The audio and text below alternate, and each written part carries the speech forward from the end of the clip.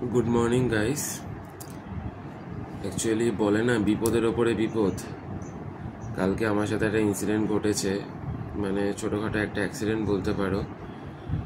তো কালকে যখন আমি বিকেলবেলা আমার বাবাকে নার্সিংহোমে দেখতে যাচ্ছিলাম, এই ব্লগটা করার পেছনেও একটা কারণ আছে, কিছু মানবিকতা অমানবিকতা এর পেছনে কিছু কারণ আছে, এই জন্যই বলছি।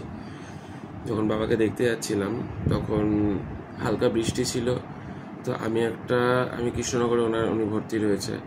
তো একটা টোটোকে ক্রস করছি, মানে টোটোটাকে ওভারটেক করছি। তখন আমার স্পিড খুব বেশি না, 15-20 কিলোমিটার হবে হয়তো। হুট করে একজন স্কুটি বাদিক করে চালাচ্ছিল, সে ফোন এসছে বা কিছু হবে হয়তো। তো ফোনটা পকেট থেকে বার করে ফোনটা দেখতে দেখতে, মানে ধরো পকেট থেকে ফোনটা বার করে এইভাবে দেখতে দেখতে পকেটে ঢোকাচ্ছে আর কি। তার ধ্যান নেই সামনে কি গাড়ি আসছে না আসছে, তার ধ্যান নেই।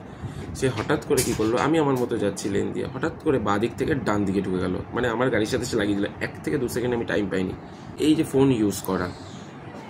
ইউজ করা রাস্তায় গাড়ি চালিয়ে বা বাইক চালিয়ে, বাইক কেন, যে কোনো কিছু, বাইক হোক 4 চাকা হোক, যে কোনো কিছু চালিয়ে যে ফোন ইউজ করতে করতে চালানো খুব বাজে।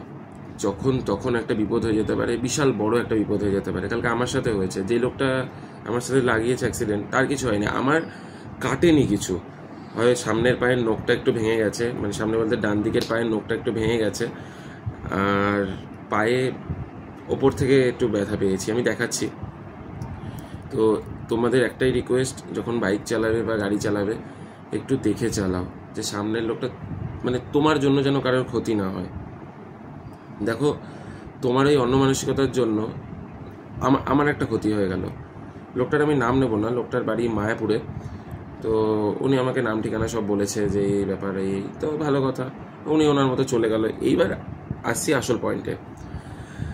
যেখানে অ্যাক্সিডেন্টটা হয়েছিল জায়গাটা হচ্ছে কৃষ্ণনগরে ঢোকার একটু আগে শিমুলতলা বলে, শিমুলতলার ওখানে বিবেকানন্দ স্কুল বলে একটা স্কুল আছে। যারা নবদ্বীপ কৃষ্ণনগরের লোকাল থেকে দেখছো তারা বুঝতে পারবে, ইংলিশ মিডিয়াম স্কুল। তো ওই জায়গাটাতে অ্যাক্সিডেন্ট হয়ে যাওয়ার পর আমার দাঁড়ানোর মতো ক্ষমতা ছিল না, আমি দাঁড়াতে পারছিলাম না। আমার পায়ে সার ছিল না, ডান পায়ে সার ছিল, আমি দাঁড়াতে পারছিলাম না।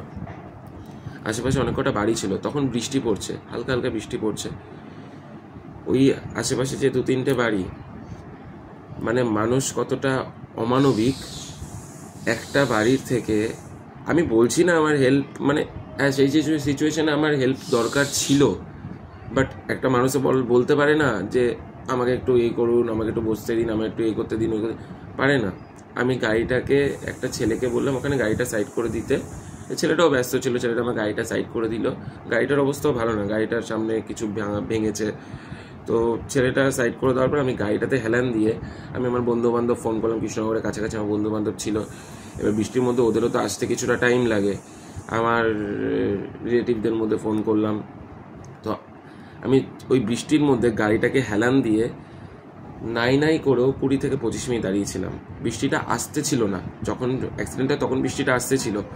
তারপরে অঝোরে বৃষ্টি শুরু হয়, কিন্তু আশেপাশের একটা বাড়ি থেকেও আমাকে বললো না যে কি হয়েছে না হয়েছে, হ্যান ত্যান, না কিচ্ছু আমাকে জিজ্ঞেস করেনি। দেখছে তারা দাঁড়িয়ে দাঁড়িয়ে বা বসে বসে বাড়ির ভেতরে যে ছেলেটা অ্যাক্সিডেন্ট হয়েছে, ছেলেটা পুরো ভিজছে। আমি পুরো ভিজে গেছিলাম, পুরো আমার গা পুরো ভিজে, তো মানে ইয়ে হয়ে গেছে, কিছু আর শুকনো নেই। আমি ওই ভেজা জামা কাপড়েই ছিলাম। তারপরে আমার বন্ধু বান্ধব এলো, এসে ওরা আমাকে নিয়ে গিয়ে যাই হোক ট্রিটমেন্ট করিয়েছি। একটু পায়ে হাঁটতে পারছিলাম না, পায়ের ভেতরে একটু সমস্যা হয়েছে, গোড়ালির দিকটাতে। ওটা ঠিক হয়ে যাবে, ডাক্তার যে ওষুধ দিয়েছে আশা করি ঠিক হয়ে যাবে। তো একেই বাবা হসপিটালে আমি এরকম অ্যাক্সিডেন্ট করেছি। তো ফাইনালি আমার মাও আসছে, কালকে এই ঘটনা হয়ে যাওয়ার পর সে আজকে সকালবেলার ফ্লাইটেই আসছে, হয়তো হাওড়াতে পৌঁছেও গেছে, একটু পরেই 1-2 ঘন্টার মধ্যে বাড়ি পৌঁছে যাবে। তো এইটুকু আপনাদের কাছে রিকোয়েস্ট, দুটো রিকোয়েস্ট আছে আমার, যে বাইক এভাবে চালাবেন না। এভাবে বাইক চালানো খুব খারাপ, আপনার জন্য একটা অন্য মানুষের বিপদ হতে পারে। আজকে দেখুন আমার বাইকটা গ্যারেজে পড়ে রয়েছে, আমি বাড়িতে পায়ে অবস্থা নিয়ে পড়ে রয়েছে, আমি হাঁটতে পারছি, ধরে ধরে হাঁটতে হচ্ছে, এরকম একটা ব্যাপার। তো আর একটা জিনিস, এই যে অমানবিক আচরণ আপনাদের, আমি প্রতিবাদ করছি এটার, এই যে অমানবিক আচরণ, আজকে এই জিনিসগুলো করবেন না। আপনার বাড়ির আশেপাশে যদি এরকম ঘটনা হয়, সেই ছেলেটাকে হোক, সেই মেয়েটাকে হোক, বা এনিবডি, নিয়ে বাড়িতে নিয়ে যান, একটু বসতে দিন, তাকে সাহায্য করুন। কারণ ওই সময় একটা মানুষ অসহায় হয়ে পড়ে। আমি অসহায় হয়ে পড়েছিলাম, আমি জাস্ট ওখানে দাঁড়িয়েছিলাম, আমার বন্ধুবান্ধব কীভাবে এসছে সেটা আমি জানি বা ওরাই জানে। অসহায় পড়েছিলাম, আমি দাঁড়িয়ে রয়েছি, যা আমি তো অবাক যে কেউ নেই, কেউ মানে দেখছে, দূর থেকে দেখছে, মানে তারা তাকিয়ে রয়েছে জাস্ট। কেউ বললো না পর্যন্ত যে আসো দাদা, ভাই, যাই হোক, এনিথিং, যে আসো একটু এসে বসো, হাঁটতে পারছো না তুমি, বসো, কেউ বলেনি। তো এই যে আপনারা এত অমানবিক কেন? আপনারা তো একটু মানুষের হেল্পও করতে পারেন। একটু হেল্প করুন, আপনাদের পুণ্য হবে। কারণ একটা কথাই আছে না, জীব সেবাই শিব সেবা। তো একটু হেল্প করতে পারেন, আমি বলে নয়, আজকে অন্য কেউ যদি এরকম কিছু হয়, আপনি সেটা দেখছেন, তাকে প্লিজ হেল্প করুন। আপনাদের কাছে হাত জোর করে রিকোয়েস্ট, তাদের একটু হেল্প করুন। চলো আমি দেখাই আমার পায়ের কি কন্ডিশন হয়েছে। সেরকম কিছু হয়নি, বুড়ো আঙুলের নখটা উঠেছে, ওখানটায় ব্যান্ডেজ করা আছে। আর দাঁড়াও, পায়ের এই জায়গাটা দিয়ে ফুলেছে, এখন একটু ফোলাটা কমে গেছে, কিন্তু ব্যথাটা হালকা আছে এই জায়গাটায়। আর এই যে কেটেছে একটু, এই যে এখান দিয়ে কেটেছে, কিন্তু বুড়ো আঙুলটার ওপরে নখটা আমার গেছে, নখটা গেছে, এই নখের এই জায়গাটা দিয়ে হাফ অবধি উঠে গেছে নখটা। বাইকের কি হয়েছে সেটা তো দেখাতে পারলাম না, কারণ বাইকটা গ্যারেজে রয়েছে।